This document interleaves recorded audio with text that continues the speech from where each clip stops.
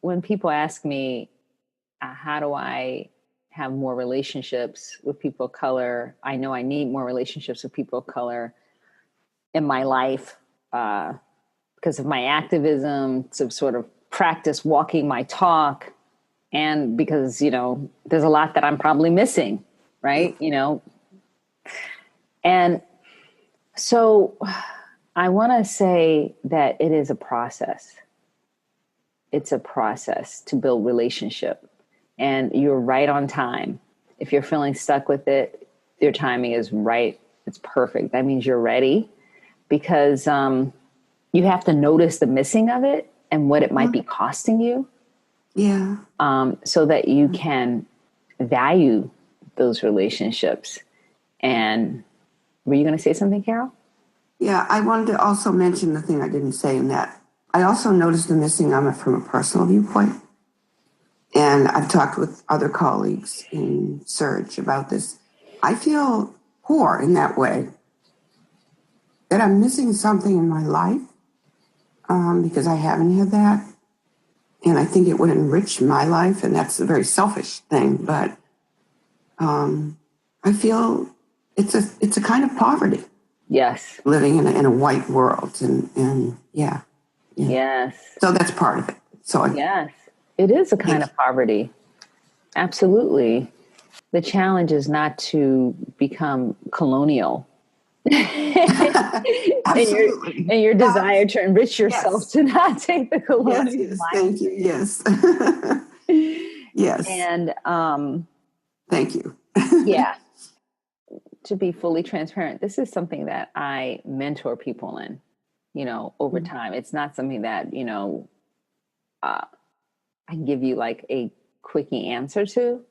Yeah. What I can say is that building relationships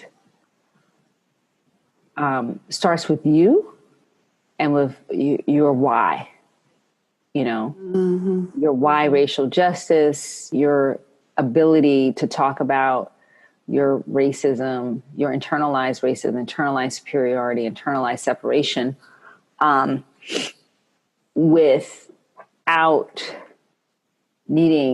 without the whole emotional sort of onslaught that could make somebody feel like, oh God, the white tears. Work.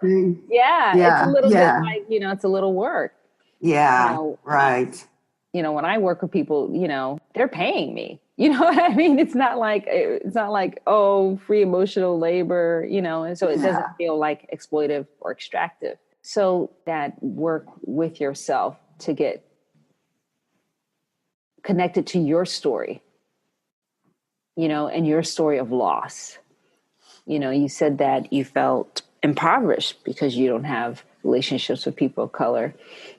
But one of the things that whiteness has done is also probably, I don't know you personally, but for a lot of, European Americans, it's robbed them of their ethnic heritage and, their spirituality and customs and language and depth and ancestors, who were not white until they got here, or even then had to struggle to be assimilated into whiteness. When I work with people, we look at white supremacy characteristics. You never heard of white supremacy culture? A white supremacy culture, yes. Right. So she's mentioned, I don't know. Yeah, white supremacy culture characteristics. Her name is Tema Okun. Tema Okun, I don't know that name. Mm-hmm. So we work with the list of traits that she came up with, and with other folks.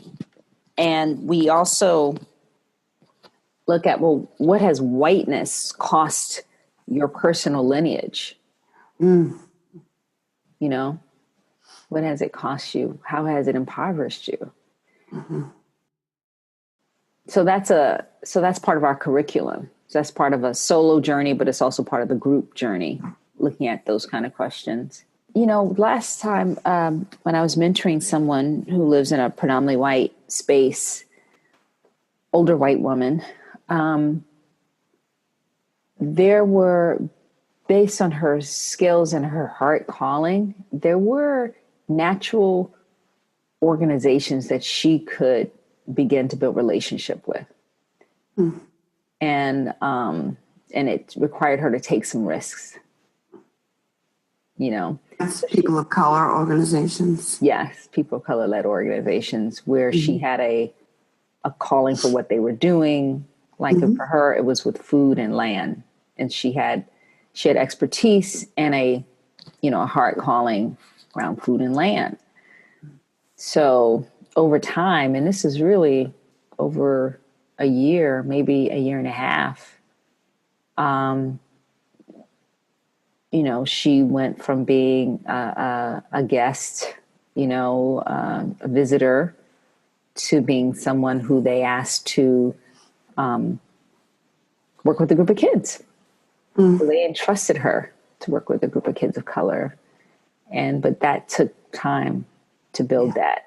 And it took time to build her awareness and trust in herself so that she wouldn't feel she was doing harm.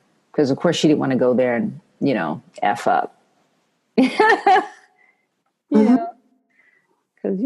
she cares very deeply about this. So she didn't want to set it back by her presence. So she went in very, what's that word I'm looking for? Deliberately. And, and we talked about it. That was a priority in her experience with me. Right. Yeah. Yeah. So I think it is possible. It's absolutely possible, even in super white areas. Yeah. But it takes doing that inner work and being deliberate and having some accountability and some support as you build relationship. You could do it on your own. Absolutely. Just like you could run a marathon by yourself, but it helps if you can do it. It helps if you can have a coach. Yeah. Oh yeah. I definitely. I think the first steps may be even the hardest, although I don't know that, but certainly the first steps is even making the approach, not sounding like you're exploiting, if you will, not creating that feeling.